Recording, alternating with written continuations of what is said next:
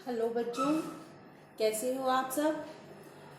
हम इकोनॉमिक्स की 12th class का टॉपिक कर रहे हैं यूटिलिटी एनालिसिस। इससे पहले हमने पढ़ा उपयोगिता यानी कि यूटिलिटी क्या है, कुल उपयोगिता, सीमांत उपयोगिता, इन सब के बारे में पढ़ा। अब हम पढ़ेंगे utility analysis and consumer equilibrium यानी कि उपयोगिता विश्लेषण और उपभोक्ता संतुलन। तो किसी वस्तु से मिलने वाली उपयोगिता को बोलते हैं यूटिलिटी। किसी वस्तु से हमें जो उपयोगिता, जो संतुष्टि मिलती है वो होती है उपयोगिता या फिर यूटिलिटी। तो एक उपभोक्ता किस समय संतुलन में होगा, तो इसको हम समझेंगे एक टेबल से और इस डायग्राम से। अब क्या है बेटा कि हम किसी वस्तु का उपभोग क्यों करते हैं, क्योंकि हमें उस वस्तु से उपयोगिता मिलती है। तो हमें केवल वस्तु से नहीं बल्कि मुद्रा यानी कि पैसे से भी उपयोगिता मिलती है। अब आपको सुना होगा, आपको पता होगा या आपने महसूस किया होगा कि हमें पैसे जमा करने से भी उपयोगिता मिलती है। अगर हमारे पास कुछ मनी जमा होती है तो हमें संतुष्टि होती है, तो हमें मुद्रा से भी संतुष्टि मिलती है। तो हम वो मुद्रा खर्च क्यों करेंगे, पैसे खर्च क्यों करेंगे, अगर हम वस्तु से मिलने वाली उपयोगिता मुद्रा से मिलने वाली उपयोगिता से अधिक होगी।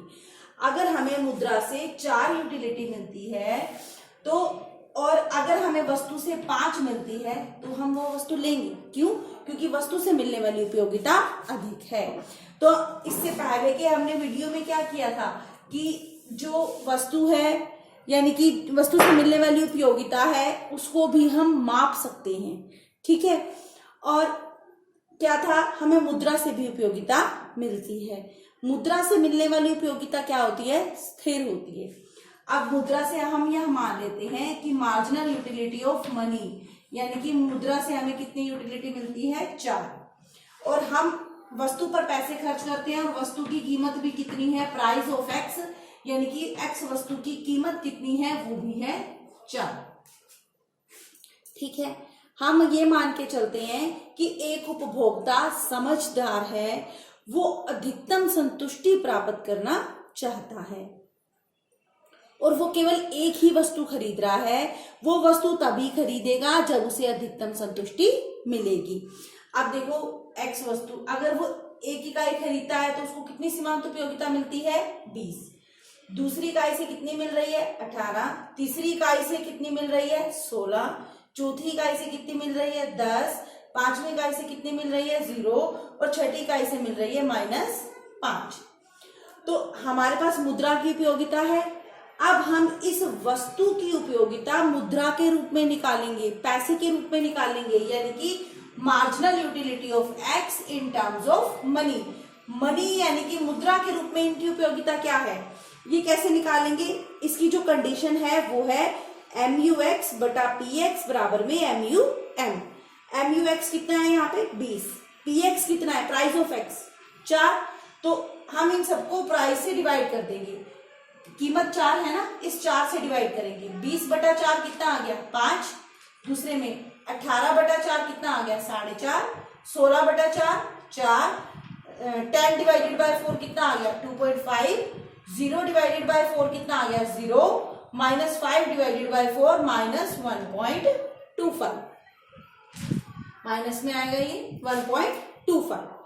तो अब हम क्या करेंगे, MUX बटा PX हमने निकाल लिया। MUX in terms of money मुद्रा के रूप में हमने निकाल लिया। तो अब हम MUX बटा PX को MUM से कंपेयर करेंगे। MUM कितना है, मार्जिनल यूटिलिटी ऑफ मनी, मुद्रा की सीमांत उपयोगिता कितनी है, 4। अब अगर हम एक पहली वस्तु खरीदते हैं तो हमें कितनी उपयोगिता मिल रही है, 5। और अगर नहीं खरीदते, मुद्रा रखते हैं, तो मुद्रा से कितनी उपयोगिता मिल रही है, 4। तो हमें वस्तु खरीदनी चाहिए। क्यों? क्योंकि वस्तु से हमें अधिक उपयोगिता मिल रही है।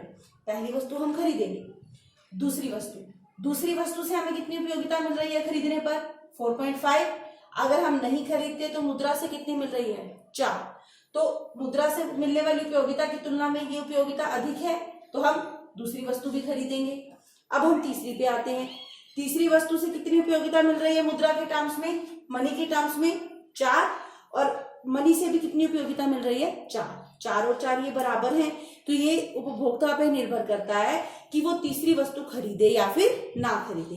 तीसरी इकाई पे जो है उपभोक्ता संतुलन की स्थिति में होगा, वो 3 इकाइयां खरीदेगा, क्योंकि यहाँ पे मुद्रा से मिलने वाली सीमांत उपयोगिता MUM और वस्तु से मिलने वाली सीमांत उपयोगिता क्या है, बराबर है।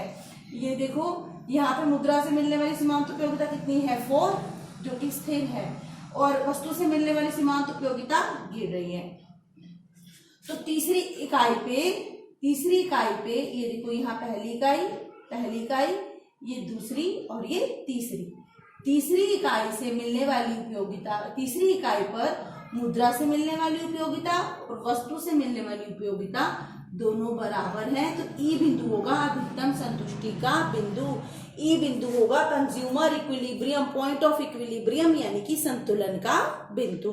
तो यहाँ पे हम क्या कर रहे हैं, मुद्रा से मिलने वाली उपयोगिता और वस्तु से मिलने वाली उपयोगिता की तुलना करते हैं, क्योंकि उपभोक्ता समझदार है, हम ये मान के चल रहे हैं कि वो समझदार है और वो अधिकतम संतुष्टि प्राप्त करना चाहता है। तो जहां पे उसे मुद्रा से मिलने वाली संतुष्टि और वस्तु से मिलने वाली संतुष्टि बराबर होगी, वो उसकी उतनी ही इकाइयां खरीदेगा, इससे बाद वो नहीं खरीदेगा। क्यों नहीं खरीदेगा, खरीदने पर उसको कितनी यूटिलिटी मिल रही है, 2.5, और ना खरीदने पर कितनी मिल रही है, 4।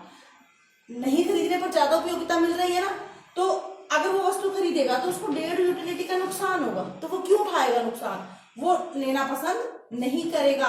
वो क्या करेगा, मुद्रा से उसको ज्यादा संतुष्टि मिल रही है, वो मनी को यानी कि मुद्रा को अपने पास रखना पसंद करेगा। तो वो केवल कितनी इकाइयां खरीदेगा, 3 इकाइयां खरीदेगा।